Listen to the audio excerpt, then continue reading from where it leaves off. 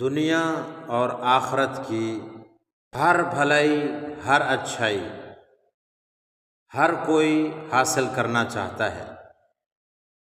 ہر کوئی چاہتا ہے دنیا بھی اچھی ہو اور آخرت بھی اچھی ہو۔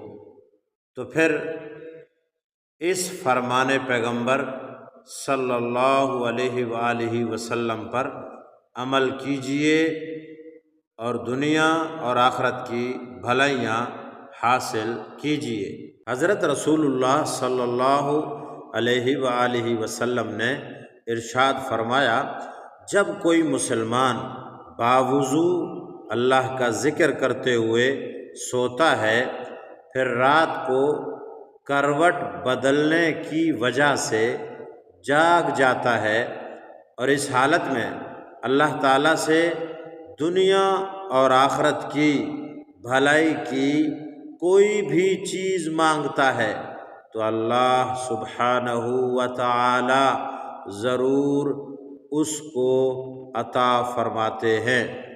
سنن ابو داود کی یہ روایت مقدسہ ہے، تو اس لیے کوشش کیجئے رات کو باوضو سوئیں۔ اللہ ہم سب کو عمل کی توفیق عطا فرمائے۔